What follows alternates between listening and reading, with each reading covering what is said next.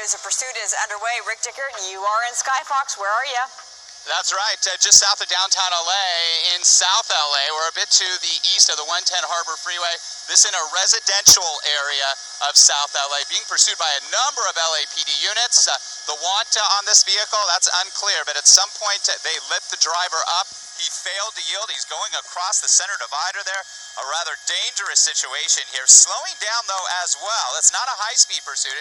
I was watching it from outside of Skyfox here for a few minutes before these live pictures, and he's been moving at a very slow pace for the majority of the time. Coming up on an intersection now here as well. We'll clear that tree, and you'll be able to see that. Let's see what he does. Looks like he's going to make a left turn or head westbound here as LAPD continues to follow him, to track him. A rather odd pursuit, a slow speed pursuit here in South Los Angeles. It looks like officers are opening up their doors here. He may have stopped. Again, we're trying to get a better visual. Nope, he's on the move again, moving very slowly. Once again, we're trying to ascertain why he was lit up in the first place. He failed to yield, obviously. LAPD on the ground and in the air. One of their airships is tracking this as well. And this is in a residential area. There's a lot of schools, but obviously it is summertime here. I see units arriving in the periphery of this area as well, almost setting up a little bit of a containment, holding traffic so that this guy won't get too far. They want to bring this to an end safely, and if they have an opportunity to pit the vehicle, they will do that. Crossing over the intersection here, heading westbound towards the 110 Harbor Freeway in this residential area of South Los Angeles. Again, they employ different tactics based upon different situations. If they know who they're dealing with, what they're dealing with, that comes into play, obviously. If this is an individual who's wanted for a serious crime like murder, armed robbery, you know, they'll handle it in a way. If all they want to do, though, is essentially keep the public safe and bring this to an end. LAPD has had situations in the past where there have been innocent people hurt, and they have led the state in many years in that number at this time. It looks like he's just going in circles through the South LA neighborhood, Bob and Marla.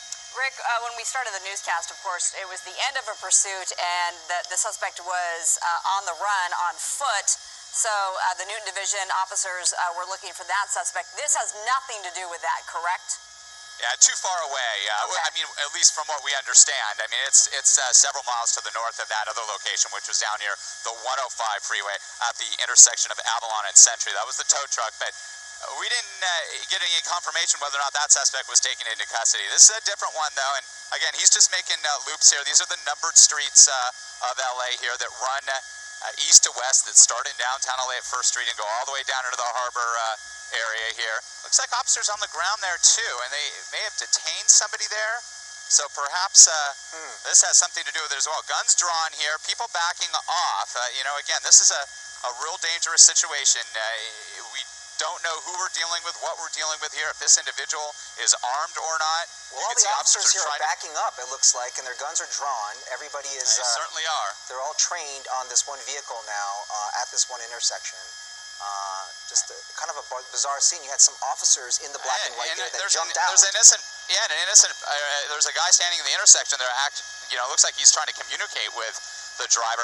Being that he was doing circles in this area, again, I mentioned this a lot, he may be familiar with the area, friends, family in this area, and those individuals may have come out, because there was another one with officers as well that looked related, so perhaps they were trying to get him to surrender. We do see the driver door is open at this time, so hopefully we'll see a safe end to this, you know, this being now a serious felony stop, and he will do exactly what he's told to do. He looks like he's facing officers, but typically, you know, officers are trained in handling the situation. Show us your arm, show us your hands, both hands up, you know, back up towards us. And it looks like for the most part, he is, or she, I can't really tell the individual inside the vehicle. And you can see officers coming up on the passenger side now as well. Let's see here. There was a child in there. Yes, there was a child in the car as well. The child's being taken away by officers there. So perhaps a kidnapping, some sort of domestic situation. This officer's pushing away. This is some large-scale domestic situation. Friends and family have shown up, obviously, and we're trying to intervene and officers are just trying to keep everybody safely away to make sure the kid is okay, and the kid appears to be okay, and the suspect is taken into custody. Which let's go back to the suspect. There's a woman in the intersection there, very angry, agitated as well. And So this woman, this is another person. This is an individual who was just detained by officers. Another woman.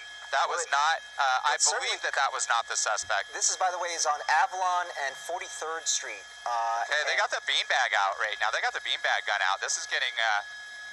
Well, you see that the bystanders there, whether or not there be family, friends, or people in the neighborhood, they certainly complicate the situation here.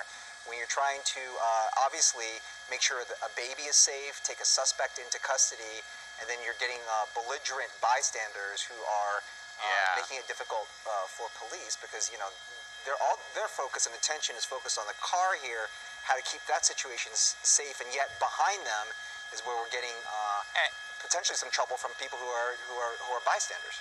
And here's the situation. This was a very slow speed pursuit. It stayed in the same neighborhood, doing loops in the same neighborhood. A lot of people were on different corners watching this, trying to interact with the driver who was holding a child. So something was happening, likely domestic, and you could see another lady here very agitated about the situation. More people coming up, trying to calm her down. But officers at some point, will have to, detain more people if they just don't, stand back off. They're going to sort things out. The bottom line is the driver of that vehicle was not yielding. If that driver did not have, anything to hide from police and was lawful, he or she would have pulled over. Now we think the driver may have been a female and could be the female who was taken into custody. Again, that's unclear. But bottom line, there was a child involved. The driver has been taken into custody. The child appears to be okay, and a lot of people have come to this intersection. Let's see where this is. We'll push in and get you a location here. This is in South LA. We're east of the 110 freeway, likely one of the numbered streets here. We're hearing Avalon and 43rd. Yes. Yeah, Avalon and 43rd. There you go. You can see now officers are taking a stance, which they do in situations like this, where a crowd gets a little bit heated. They're taking that linear stance here to make sure everybody just kind of stays back safely, drawing that line. As you said, it appears to be some sort of a domestic situation, and in pursuits like this, or pursuits often, the person driving ends up in the neighborhood or in the area